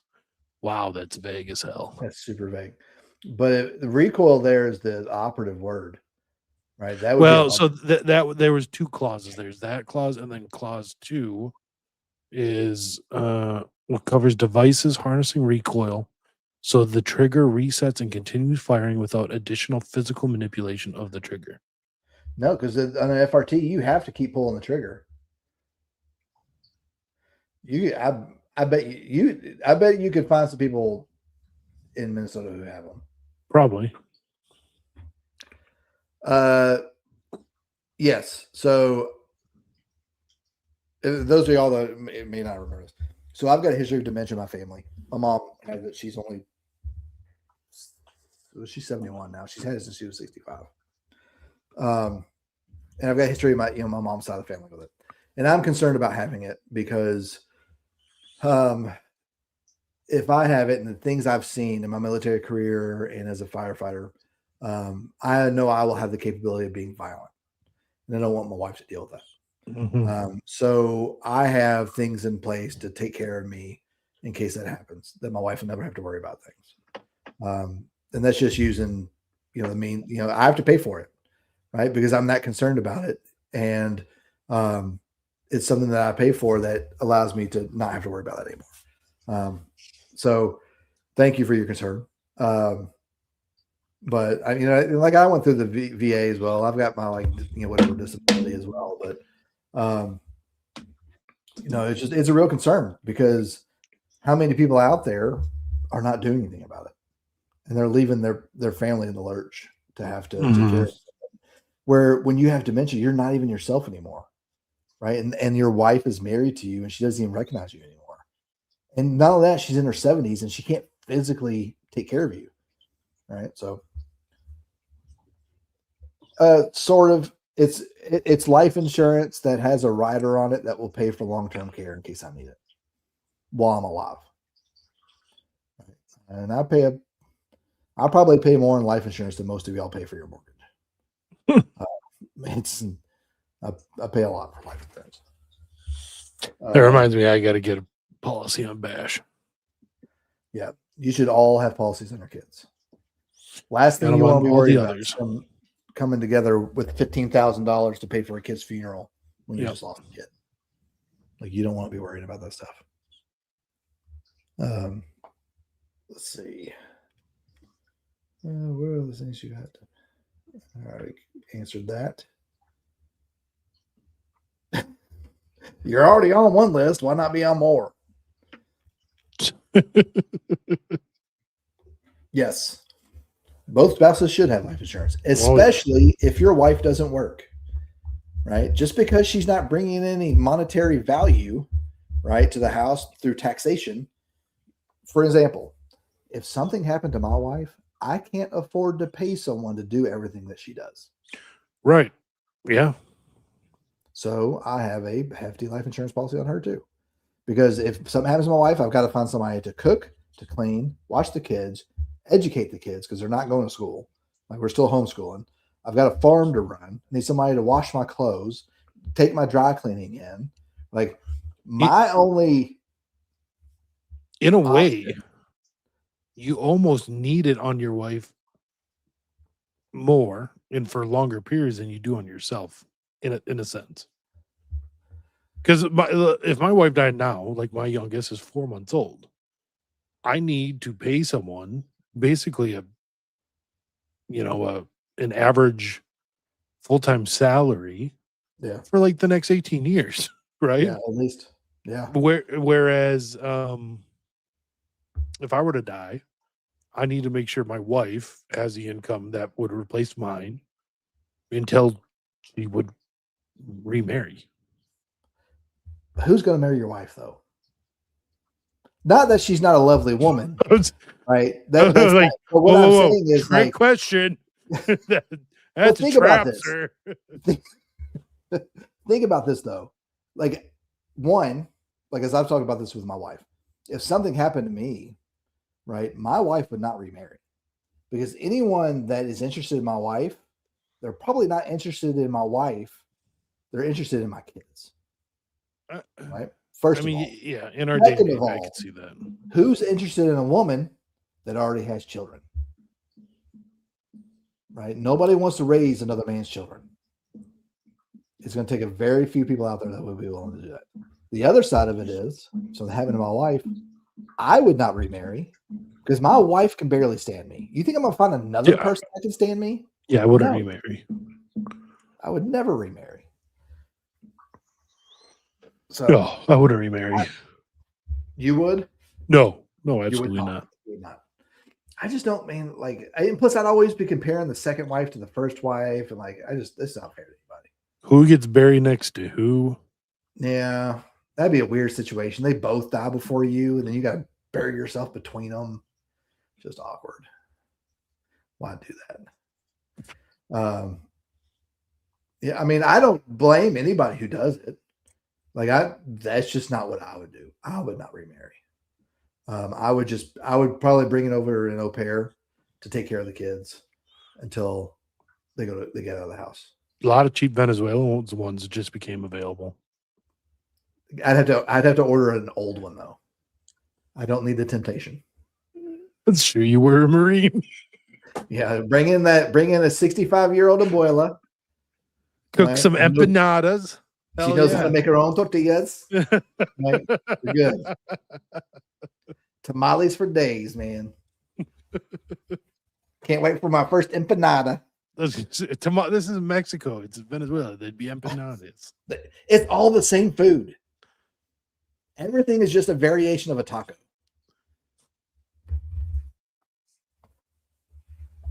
You ever had a Latina wife? She would kill you for that. Probably. Yeah. Which is why I wouldn't marry a Latina. Smart. I'd run my mouth way too often. I'd be stabbed daily. Multiple times. Multiple times a day. I have to get one of those British stab vests. You only order the rounded knives in this house. You only get the ceramic dull knives in this house. Everything has to be torn in this house. We don't cut nothing.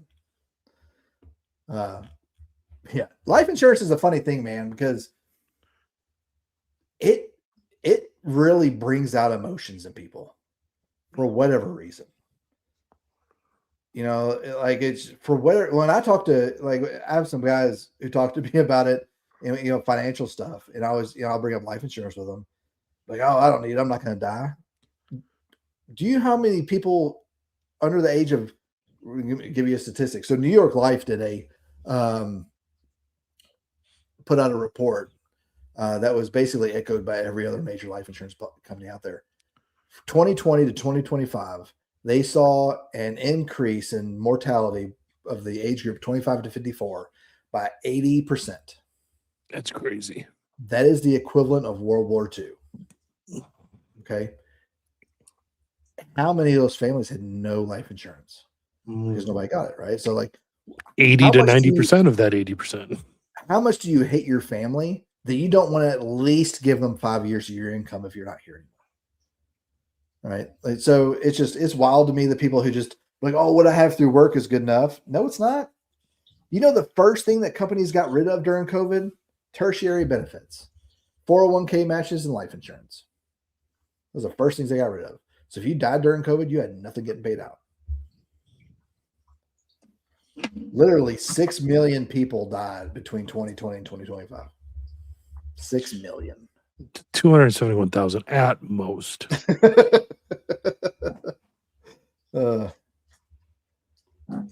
Look, I don't follow financial advice by anyone who has filed bankruptcy twice. Who's DRS? Dave Ramsey. Oh, So the problem is also with buy a term and invest the rest, no one ever invests the rest. They just buy the term and then they blow the rest. So, and not only that, but Dave Ramsey has whole life. Why is he telling you to do something different than he's done for himself? Like I just don't trust the man. Not only that, but his son is the worst human being ever. Like, have y'all seen Anthony show his clips from his show? Whoa, wait. Who's his son? It wasn't his son that does those marriage advice, whatever things. Isn't that his son? No, that's not his. Is it? Is it just an employee, which is even worse? Because I could see not firing a son for that. But if it's just an employee and he lets this guy give this horrible advice, telling women to run off, and I stand corrected. It's even worse. As an employee, he won't fire. Is it a son-in-law? Should I call Anthony right now? Call Anthony and ask him. I bet he knows. Okay, we'll have the Yes, this is the guy conversation. Anthony hates. Hold on. This is even worse if this is an employee. Because I could see not firing your son because he gives this horrible advice, but there ain't no way.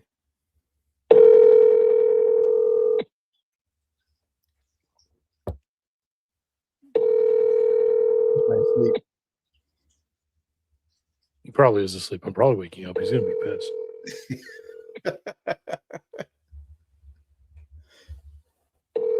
At least he did Your forward. call has been forwarded to voicemail. Never mind. The person you're trying to reach is. Let's see. What's the guy's name?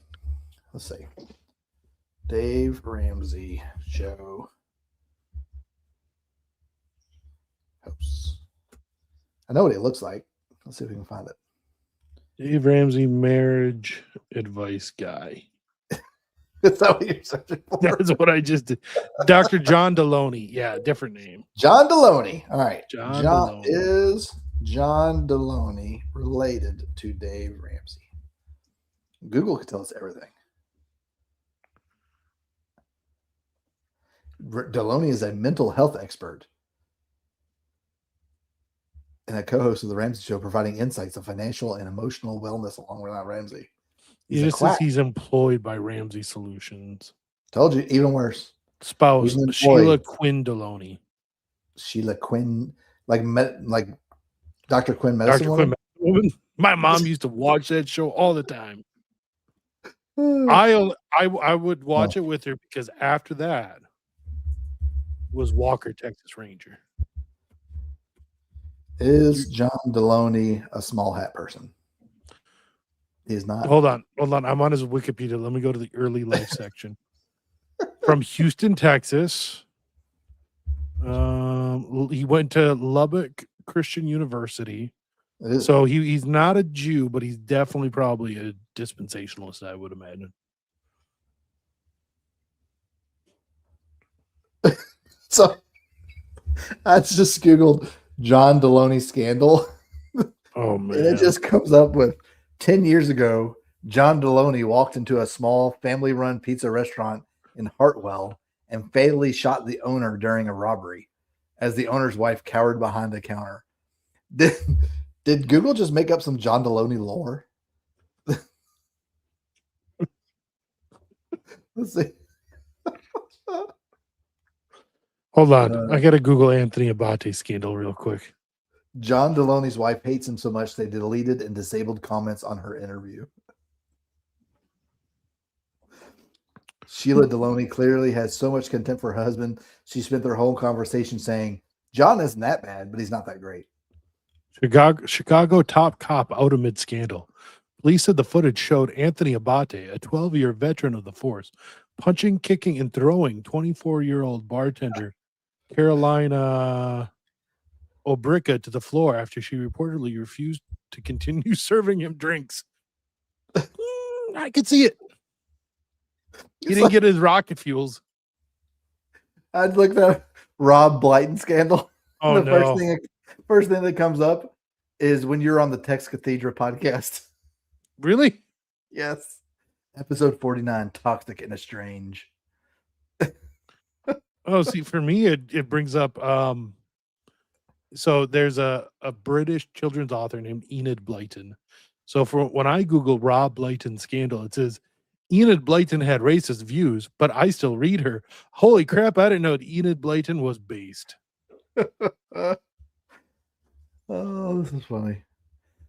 Oh, I could do that all day. Let's see. Let's look up Jonathan Pajot scandal. What does that look like? Let's see. Just someone complained. Does anyone else not get Jonathan Pajot? All of us, buddy. All of us don't get Jonathan Pajot. Oh, man. Me auntie died in the holly. I know I liked you, Paul. I mean, my family, that part of the family anyways, is from like that part of England. So I'm sure there's some familial connection there, but I don't know what it is. Whew. All right. Do we have any questions or anything? Let's do these stars real quick. What do you guys think of the petrodollar theory? As to why we invaded or not invaded. No, I don't think it's because of the petrodollar. I mean, we just print money now. Like the petrodollar's been gone for forever. It hasn't mattered for a long time. The biggest thing that holds up the American dollar is the amount of debt out there in the American dollar. If y'all ever listen to Mike Shelby over at Forward Observer, he talks about this all the time. The biggest thing holding up our dollar is the amount of countries that have debt in our dollar. But no, I don't think I think it's the Monroe Doctrine is the reason we went after Venezuela. We need access to our oil for what's coming. And we're trying to stave off a war with China. And if we kick them out of Venezuela and remove their access to their crude, it makes it a lot harder for China to go forward with this plan, especially with Taiwan. Yeah, I agree. I think I mean, obviously hard to predict the future, but I think a move like this actually it shores us up on the international stage, and it makes future conflict, at least in the near future, less likely than more likely. Yeah. I hope so, man. I hope so. I don't want to go back to war. If we're going to do it, we need to do it soon before I'm too old to do anything. It is the Monroe Doctrine. All right, what's this other one? We'll say this about Venezuela. If the primary motivation is the seizure of natural resources rather than the peace of the Venezuelan people, the right intention is corrupted. I mean, you're not wrong. But if the seizure of the access to the oil, because we're not stealing all their oil, like they're still going to be able to sell it and make a bunch of money off it to the United States. It's not like right, and Venezuelans will still be employed in the industry, so on and so forth. They're going to get some remuneration from They'll it. probably actually make more money than they were, to be quite honest. Because the Chinese don't care about ripping you off, even more than BlackRock does. But it's more about providing security for our hemisphere, in my opinion. About everything that's going on, if we're reading the tea leaves here, of all the actions that are being taken, it's not about just the money for the oil. It's going to be about getting access to 17% of the world's reserves of oil when we are the major capable country of being able to refine that oil. Mm-hmm. There's no other country out there that has as many refineries as we do to be able to refine heavy sour. So, in my opinion, that's what it really boils down to. If Anthony was here, we could have him pronounce Venezuela in a Chinese accent. So the first title for this show I gave to Rob was Vuvuzela for Venezuela, and I don't think he's ever seen a Vuvuzela. What? Vuvuzela, some people call it. You ever seen those big horns they have at the soccer games? You, but I refuse to believe they're called vuvuzelas. Vuvuzelas, Vuvuzelas. Draculas. Horns. They're freaking horns. I was trying to give y'all a really puntastic name, and Rob shot me down. Okay. While it was an interesting title, titles. I always try to tell Anthony this too. He always wants like the title to be clever, and it's like, I get it, but like people don't click on something because of the title; they click on it because of the thumbnail. Yeah, The video appears in their search results because of the words in the title. yeah. So unless someone's going to search Venezuela or whatever you just said, it's if someone's not likely to search that, then it shouldn't be in the title. So, can we do anything about Mexico without being called an anti-Semite? Because the historically Mexican name Scheinbaum now leads Mexico. So if we do something about her, is Trump now on the good side of the Groypers? Is there a way around the Jewishness? Yeah. Put ridges on the coins.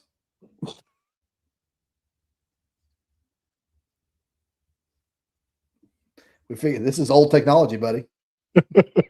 We figured this out a long time ago. I don't think there's any way to say that you can't take down Mexico without being an anti-Semite.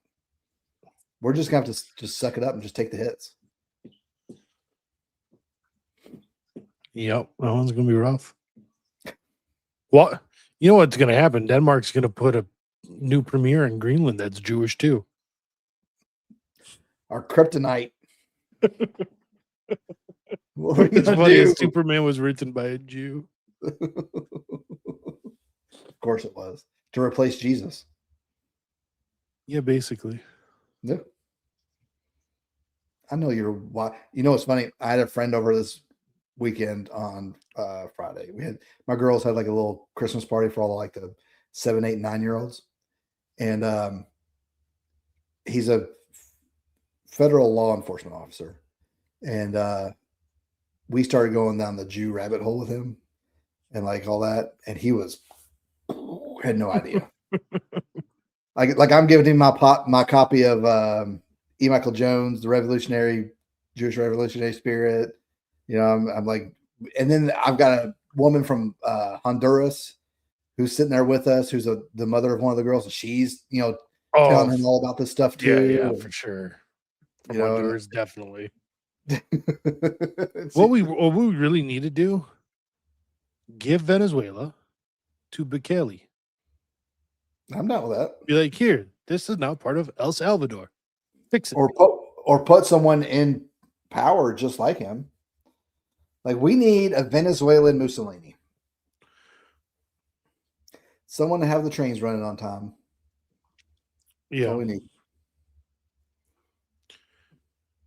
What's hilarious is I read Buchanan's Hitler Churchill in the Unnecessary War like a week or two ago. The amount of hate Mussolini had for Hitler is hilarious. Oh, really? Just thought he was a clown.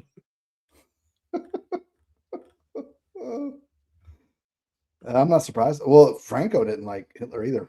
Mm-hmm. Hated him too. Yeah. That's probably why Mussolini was murdered. Oh, for sure. You can't rebut the small mustache man too long. He gonna do something about it.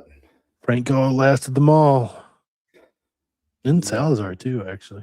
Mm-hmm. And now look what happened to both those countries. Yeah, the second they were both gone, they Cucked. yeah. It's bad. All right, guys, we're gonna cut it from here. It's been 2 hours. I've enjoyed my time with you guys. Do we want to make predictions on the next big global event to happen? I don't think that's fair. Like, do you think I think it's not fair because like I have a pretty good indication what I know what's gonna happen. well, like, do you think Iran's supreme leader will be in power by next Monday? By next Monday, I think it might only be like 50-50 he's in power next Monday. I would say so. Supposedly the second week of January, which is this next week coming up, the Iranians are supposed to kick off some terror campaign. Really? Yeah, that's the word that's being released from some of the federal law enforcement people. So they're on the watch for that. So I could see that being done to take attention away from Iran, because if we're getting, having terror attacks here every hour by 4 or 5 gunmen in 30 cities, Yeah. right? We're not going to care about anybody else for a minute. True. So I could see them using that as a diversion to just kill a bunch of protesters in Iran and solve the problem. Hold on, that's not the last one.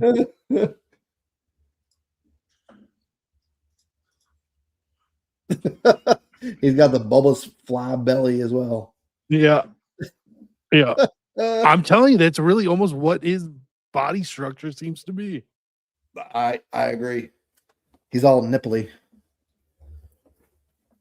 All right, guys. So go join the Telegram. No, man. No. No.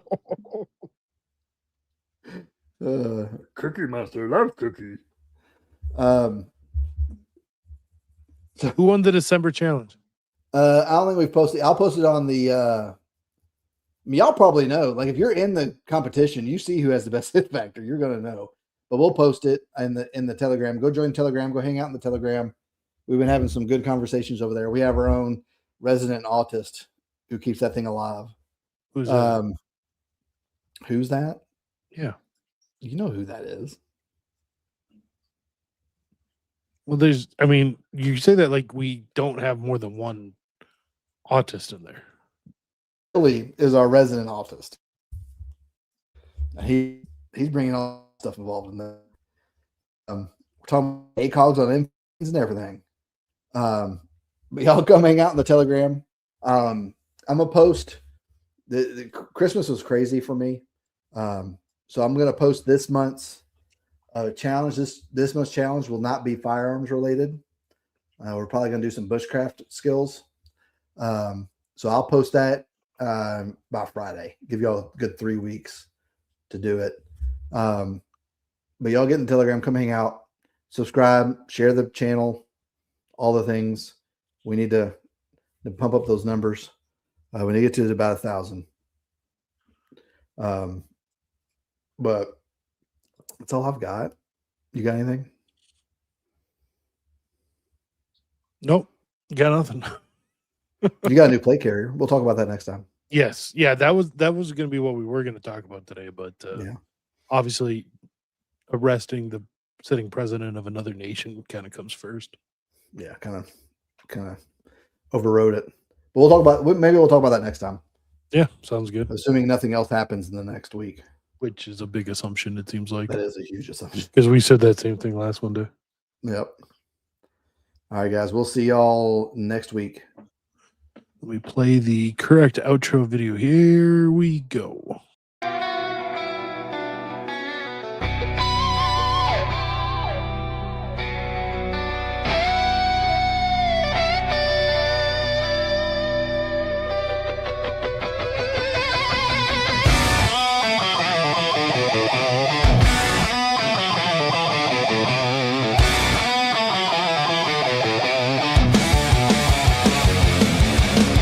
Many men wish death upon me.